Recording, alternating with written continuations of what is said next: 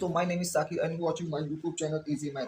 दोस्तों, आज की इस वीडियो में हम सॉल्व करेंगे प्रश्नावली 8.2 का प्रश्न नंबर 3। इससे पहले हम प्रश्न नंबर 2 तक के सारे सवाल ट्रिग्नोमेट्री की सॉल्व कर चुके हैं। आज की इस वीडियो में हम प्रश्न नंबर 3 और प्रश्न नंबर 4 सॉल्व करके प्रश्नावली 8.2 को खत्म कर देंगे। दोस्तों, इससे पहले भी मैं ट्रिग्नोमेट्री पे चैप्टर 1 से लेकर प्रश्नावली 8.2 तक सारी वीडियो बना चुका हूँ। आप उस वीडियो को देख सकते हैं और मैथ को आसान कर सकते हैं। इसीलिए मैंने चैनल का नाम भी इजी मैथ रखा, क्योंकि मैथ वाकई में बहुत इजी सब्जेक्ट है अगर आप समझते हुए पढ़ेंगे तो। और बहुत आसान है, बस थोड़ा सा आपको दिमाग में कुछ फार्मूले याद करने, उसके बाद तो मैथ बहुत आसानी से लगेगी। बिना कुछ याद किए सब कुछ लग जाएगा और बाकी सब्जेक्टों में तो पूरा याद करना पड़ता है। चलिए इस सवाल को हम शुरू करते हैं। तो दोस्तों, अगर आपको याद होगा कि इससे पहले उदाहरण एक हमने पढ़ा था, सेम टू सेम इसी टाइप का उदाहरण था। तो चलिए शुरू करते हैं। यहाँ पर देखिए लिखा गया tan a प्लस बी बराबर √3, ठीक है। और एक लिखा गया tan a माइनस बी बराबर √3, tan a माइनस बी बराबर 1/√3, ठीक है। अब यहाँ से देखेंगे दोस्तों, तो tan a प्लस बी बराबर कितना √3, तो tan के किस मान पे √3 होता है, तो हमको पता है tan का 60, अगर tan 60 का मान कितना होता है √3। इसका मतलब इस a प्लस बी की जगह पे 60 होगा। इसका मतलब इस a प्लस बी की जगह पे क्या होगा, 60 होगा, तभी तो tan 60 बराबर √3 होगा। तो a प्लस बी बराबर क्या हो जाएगा हमारा 60, ठीक है। और यहाँ पे tan a minus b, tan के किस मान पर a 1/√3 होता है, tan के किस मान पे 1/√3 होता है, हमको याद है tan के 30वें मान पे, मतलब tan 30 बराबर 1/√3 होता है, ठीक है। तो इसका मतलब a माइनस बी के यहाँ पे क्या होगा, a माइनस बी बराबर कितना होगा 30 डिग्री, है ना। तो यहाँ से हमको देखिए एक समीकरण a मिल गया और एक समीकरण ये मिल गया, दो समीकरण हमको मिल गए। अब आप प्रश्नावली 3 पढ़े होंगे, रैखिक समीकरण, उसकी तरीके से ये सवाल हो गया, बहुत ही आसान। a प्लस बी बराबर ये, एक माइनस बी बराबर ये, हमको एक दिख रहा होगा एक प्लस का एक माइनस का, हम विलोपन विधि सोल्व कर सकते हैं। तो विलोपन विधि क्या होती है, समीकरण 1 और समीकरण 2 को जोड़ देते हैं। समीकरण 1 धन समीकरण 2, मतलब समीकरण 1 और समीकरण 2 को जोड़ने पर, तो 1 बराबर 60 और a माइनस बी बराबर 30, ठीक है। ये हो गया, है ना, ये हो गया। जोड़ने पर कोई निशान चेंज नहीं होता और घटाने पर ये निशान चेंज हो जाता है, ठीक है। तो जोड़ रहे हैं कोई निशान चेंज नहीं होगा। देखिए b प्लस का b माइनस का कट जाएगा, a प्लस a मिलकर कितना होगा 2a, और बराबर 30 और 60 मिलकर हो जाएगा 90। तो a बराबर कितना हो जाएगा 90/2। तो a बराबर फाइनली कितना आ गया हमारा 45 डिग्री, ठीक है। a बराबर 45 डिग्री आया किसी भी एक समीकरण में, चाहे समीकरण 1 में चाहे समीकरण 2 में, आप इसका मान रखकर इस बाकी की वैल्यू निकाल सकते हैं। तो समीकरण 1 में a का मान रखने पर, ठीक है, समीकरण 1 में ये ए का मान आ गया है, इसको अंडरलाइन कर लें। समीकरण 1 में ए का मान रखने पर, ये बिल्कुल मैं चैप्टर 3 की तरह सॉल्व कर रहा हूँ।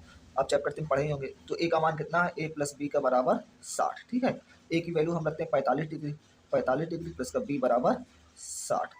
तो यहाँ से b बराबर कितना आ गया 60, और इधर 45 का प्लस का इधर आके माइनस का हो जाएगा, पक्षांतर तो आपको आता ही होगा। तो b बराबर फाइनली कितना आ गया, 60 में से 45 घटेगा 15 आ गया, ठीक है। तो हमारा यही वैल्यू आ गई, a और b की वैल्यू आ गई। दोस्तों, उम्मीद करता हूँ ये सवाल आपको पसंद आया होगा। अब चलिए चौथे सवाल की तरफ चलते हैं, उसके बाद ये प्रश्नावली खत्म। तो दोस्तों, ये है हमारा चौथा सवाल, जिसमें सत्य और असत्य बताने हैं, और उसमें हमको ये जरूरत पड़ेगी इस ट्रिग्नोमेट्रिक टेबल की। हालांकि ये ट्रिग्नोमेट्रिक टेबल आपको 2 मिनट में कैसे एग्जाम में बनानी है और कैसे याद करना है, ये सब कुछ मैं आपको बता चुका हूँ, लेकिन मैं यहाँ पे सामने रख देता हूँ ताकि आपको समझने में आसानी हो। तो चलिए शुरू करते हैं। देखिए, पहला सवाल कह रहा है कि साइन a प्लस बी बराबर साइन a प्लस का साइन b। ये सत्य है क्या असत्य, तो ये असत्य है, क्योंकि साइन a प्लस बी बिल्कुल अलग है और sine a plus sine b बिल्कुल अलग है। तो इसको मैं एक उदाहरण के तरीके से आपको समझाता हूँ। अगर मैं एक यहाँ पे आप मान ले लूँ a बराबर 60 ले लूँ और b बराबर ले लूँ 30, b बराबर कितना ले लूँ 30, ठीक है। तो साइन a प्लस बी, तो 60 और 30 मिलकर कितना हो जाएगा साइन 90, है ना, साइन 90 बराबर में साइन a के यहाँ पे मैं 60 डिग्री रख देता हूँ, प्लस साइन b के यहाँ पे मैं कितना रखता हूँ 30 डिग्री, ठीक है, साइन 30 डिग्री, ठीक है, या 30 डिग्री, ठीक। साइन बी के यहाँ पे मैं 30 डिग्री, ठीक है। साइन 90 की वैल्यू 1 बराबर में साइन 60 की वैल्यू √3/2, और प्लस साइन 30 की वैल्यू 1/2, ठीक है, यहाँ पे रख दी। तो यह 1 बराबर में अगर 2 एलसीएम होगा तो √3 प्लस का 1, तो ये दोनों बराबर नहीं है, तो ये भी क्या है, बराबर नहीं है, क्या हो जाएगा, असत्य हो जाएगा, ठीक है, असत्य, ठीक। अब दूसरा सवाल कह रहा है थीटा में वृद्धि होने के साथ साथ साइन के मान में भी वृद्धि होती है। चलिए देख लेते हैं। ये देखिए थीटा में वृद्धि हो रही है, 0 से 30, 0 से 45, 45 से 60, 45 से 90। तो क्या साइन के मान में हो रही है, देखिए पहले 0 है, 0 से बड़ा होता है 1/2 वृद्धि हुई, और 1/2 से अगर आप सॉल्व करेंगे √3 का मान रखेंगे तो 1/2 से बड़ा होता है 1/√2, ठीक है, और उससे भी बड़ा होता है √3/2, और सबसे बड़ा, इन सबसे बड़ा होता है 1, ठीक है। तो सही में थीटा का मान बढ़ रहा है, तो क्या हो रहा है, साइन का मान बढ़ रहा है, तो ये क्या है, सत्य है, ये क्या है, सत्य है। उसके बाद दूसरा कह रहे थीटा में वृद्धि होने के साथ साथ कॉस थीटा के मान में वृद्धि होती है। तो ये देखिए थीटा के मान में वृद्धि हो रही है और कॉस थीटा घट रहा है, एक से जा रहा है जीरो की तरफ, एक से जा रहा है जीरो की तरफ। और आपको याद होगा कि साइन के उल्टा ही मान क्या होता है, उल्टा ही मान क्या होता है, कॉस का मान होता है। तो अगर ये बढ़ रहा है तो ये घट रहा है, तो ये असत्य है। ठीक है, यहाँ पे साइन का मान हो रहा है तो वृद्धि नहीं हो रही, इसमें कमी हो रही है, तो ये असत्य हो रहा है। कॉस के मान में थीटा के मान में वृद्धि हो रही है तो कॉस के मान में थीटा के मान में वृद्धि होगी तो कॉस का मान घटेगा, और थीटा के मान में वृद्धि होगी तो साइन का मान बढ़ेगा। ठीक है, तो पहला वाला सत्य है, दूसरा वाला असत्य है।